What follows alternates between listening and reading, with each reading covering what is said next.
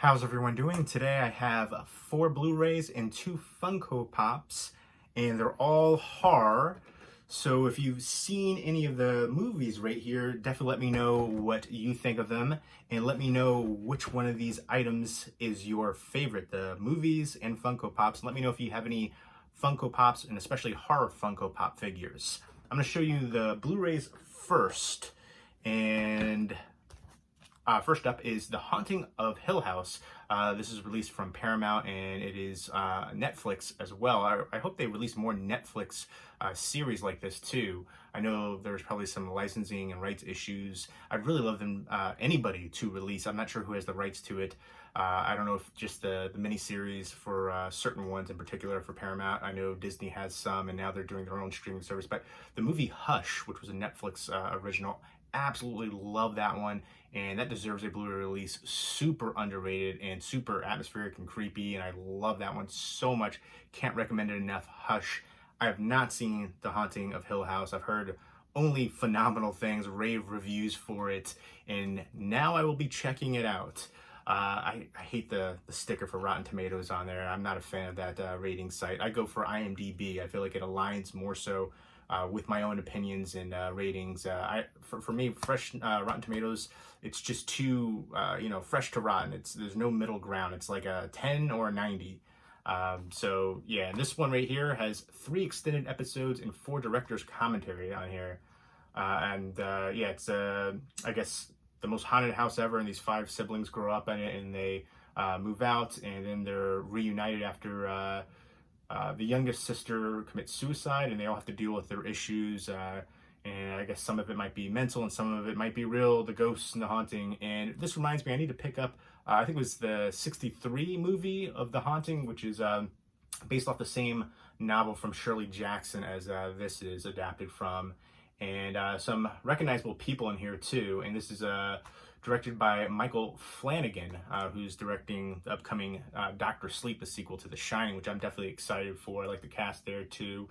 And yeah, this is again has 3 extended director's cut episodes with never before seen footage, and goes, I guess, deeper in with 4 exclusive commentaries from creator and director Mike Flanagan. So this sounds like an amazing release if you're a fan of the film. It's a Blu-ray only, no digital copy or anything like that.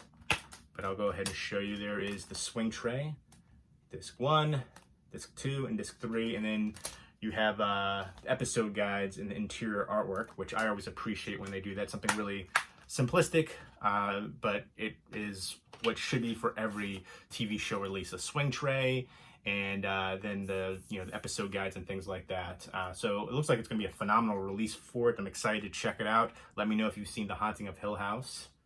And does it live up to the hype? I feel like every time I hear so much hype, it's so hard to live up to it. My expectations are pretty high for it now. Next up is Crawl. This is also from Paramount. And I did see this already, and I'm going to revisit it because for me, this was a really mixed bag. I was really divided on it. For any kind of horror movie, you have to suspend disbelief, but this one, it's so hard to look past certain things. People with broken bones, or their legs, bones sticking out, and they just snap it back into place and run around like nothing happened. People getting bitten by alligators left and right, and they're able to outswim them, and it's just so many things. It's like, come on. I feel like I said it like 8 times during this movie. Now, that aside, the gore effects are amazing. The effects in general, the looks to the gators, awesome. And I really like Kaya Scodelario. She's a really talented actress, does a lot of good physical work too. She was in the movie Tiger House, which is a home invasion movie. I would definitely recommend checking that one out too. It's nothing new conceptually, but I think she really makes the movie stand out. And there's some good tension in it too. This also has Barry Pepper, who's been in a ton of movies. He plays the father in here, but I always think of him as Roger Maris from Billy Crystal 61. But yeah, it's basically set in Florida during a Category 5 hurricane, and she goes to check on her father, and the father's like passed out in the basement, and there's a gator down there, and all of a sudden the storm hits, and there's water rising, and so they have to fight against the storm and not to drown, and then also against the gators, and more gators keep coming. But really good tension. Great effects, especially the gore effects. It's from Alexander Aja, who's part of the Splat Pack, so he definitely does a great job in that regard. But I feel like this definitely needed a tune-up on the writing. Certain aspects, again, hard to look past, but I'm going to revisit this one and see how it looks on Blu-ray as well. And this has an all-new motion comic of an alternate opening and then deleted scenes and extended scenes, over 45 minutes of bonus content. And Paramount actually sent me a promo box for Crawl, so look forward to that coming up soon. I'm going to do like an unboxing of it because it was really fun. One of the things that came in here is this little gator Crawl stress reliever toy right there.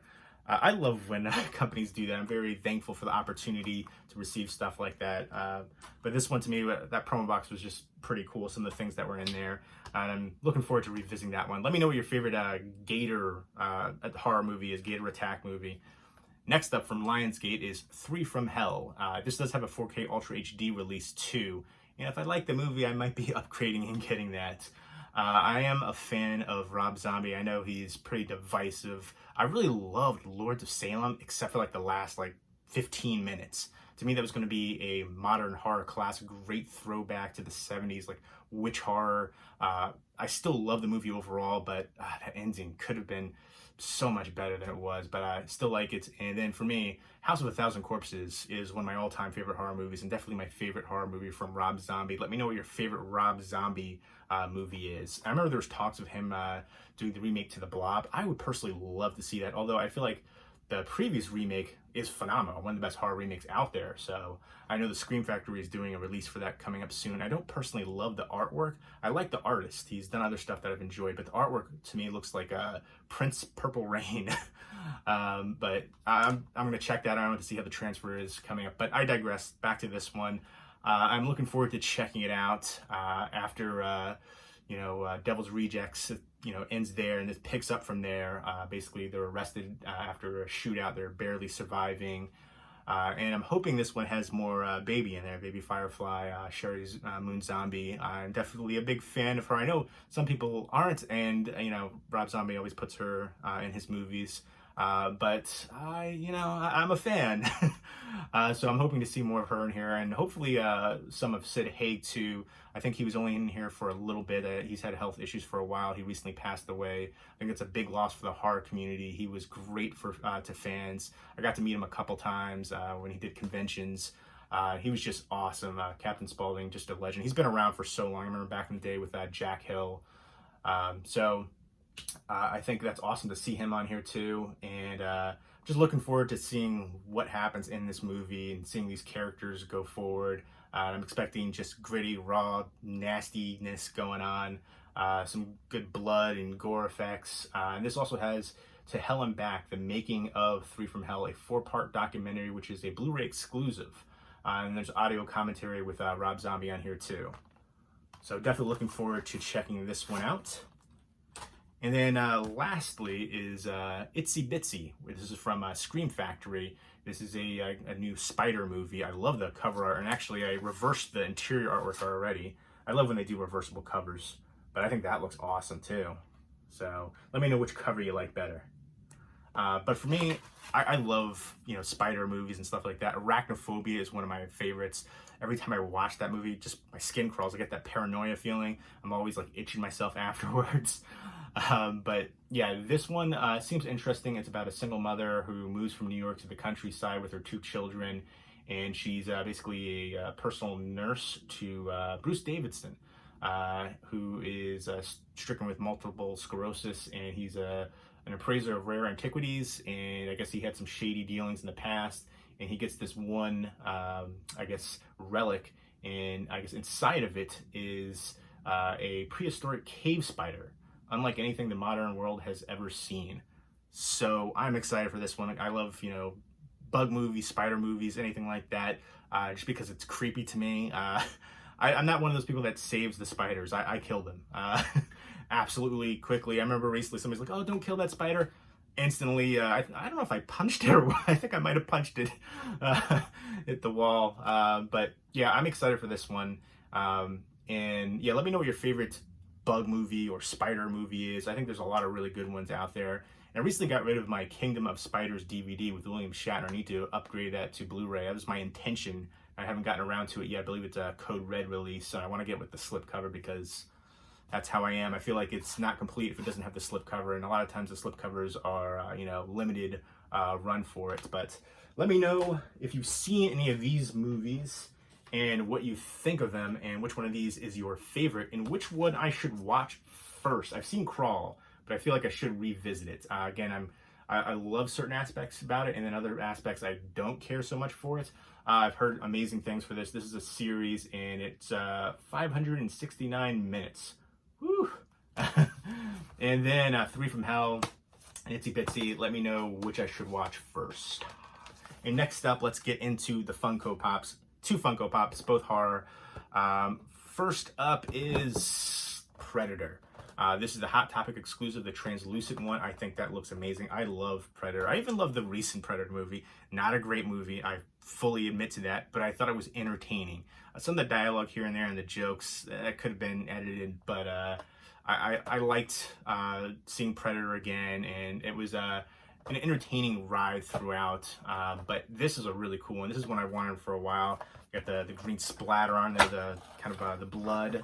But that first movie is so amazing to me. One of my all-time favorites. It's a go-to movie I can put on anytime. And I remember it used to be on TV like all the time. There's like movies like the first Rambo movie and Predator. They used to be on like all the time. And whenever it was on, I'd be like, I have to watch this now. But yeah, I'm also one of those people that takes the Funko Pop figures out of the box and displays them. I feel like that's how it should be. Although some of the Funko Pops, they're not designed too well. They're either top heavy or like my Elvira one I recently got, which is a Hot Topic exclusive, like the head falls over because it's sitting on this like couch, but the legs aren't as stable. And then I recently got Pennywise with the boat for the new It movie. And even that one, like the way that the shoes were, it was almost like falling over. The feet were like skinny. So it's like sometimes it just doesn't work with the design, but I definitely prefer to have them outside and displayed like that. I feel like it takes less room. It just looks nicer too. But so for certain ones, I have to lean them up against things. But I think this looks amazing to me. The translucent one, I think it fits perfectly. I really want to get the Invisible Man one, but that goes for like crazy money. That's like a chase one. And then you see the green splatter on there for the blood. But I love it. And so many great lines and scenes in here. Yeah, I just think that looks amazing. So happy to pick that one up. And I do consider it horror. I mean, you have this alien monster essentially killing people in the jungle, and there's a good amount of gore. But yeah, it's like action, sci-fi horror. You know, it could be multiple genres. But next up is this one. Oh, I'm so excited for this. This looks amazing in the dark. I don't think it's gonna glow right now, but it looks so cool. A lot of the glow-in-the-dark ones, I'm like, it's okay, but this one to me, awesome. And this came in a little protector. I'm going to take the protector out of here because I prefer, again, to display them outside the box. It's Bride of Frankenstein. Let me know who your favorite Universal monster is.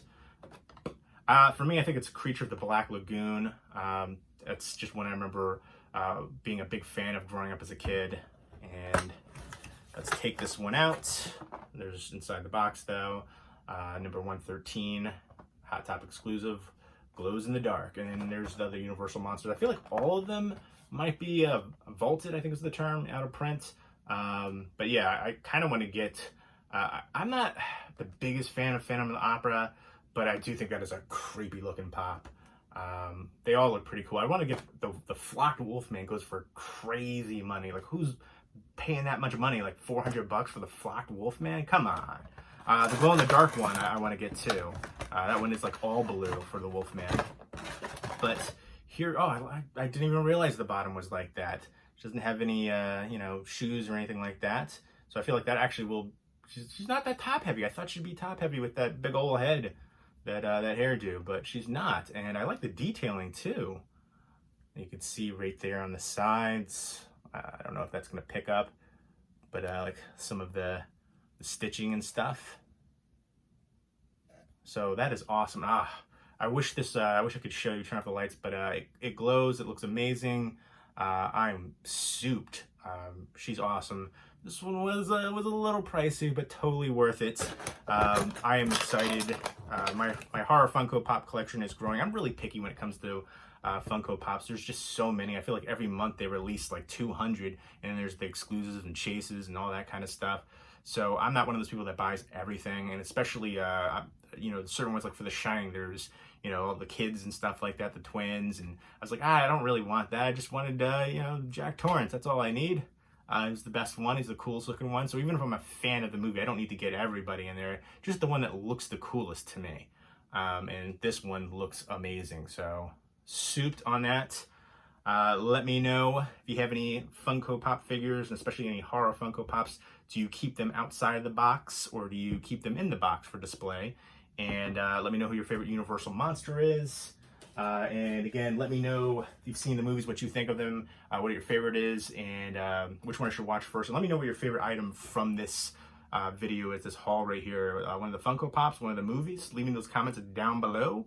And I hope everybody's doing well. Take care and keep it spooky.